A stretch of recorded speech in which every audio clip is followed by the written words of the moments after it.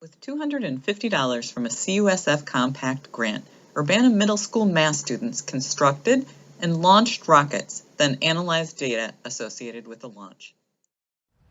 For a month now, we've been building rockets in class.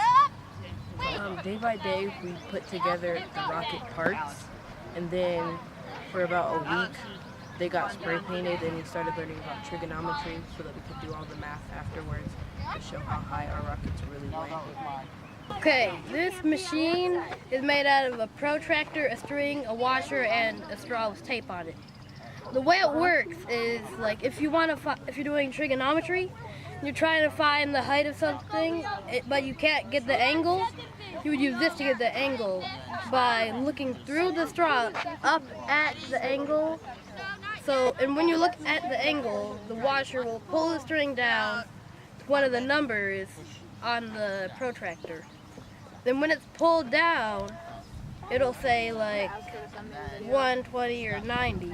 And you would go with the smallest number and then subtract 90 from it. So you can find the angle of how high the rocket or whatever you're measuring is going. This is useful because like the rockets say they go 75 feet into the air, but we can't test that out unless we can find out the angle to know how far it's going. Okay, so this is the engine, and basically in here is a bunch of rocket fuel that's been condensed. So basically they take a battery, which has two little electrical cords that snip on to this sort of paperclip-like thing.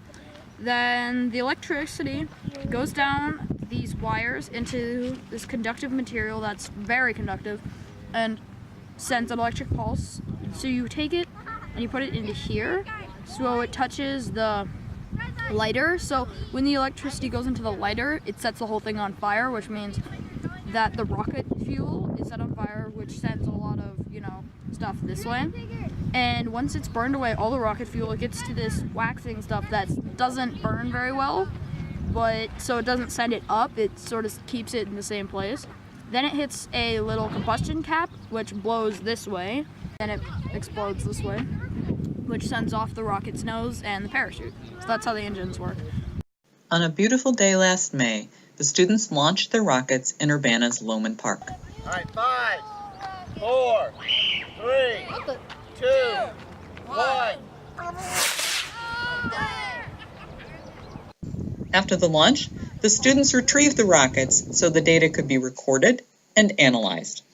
And this kind of activity is in your background and in your consciousness as a student. What you're realizing is what I learn in class applies to what this can mean for my future. So I'm pleased that the kids have this kind of opportunity because I think it ushers them into the fields of science and the possibilities that are before them.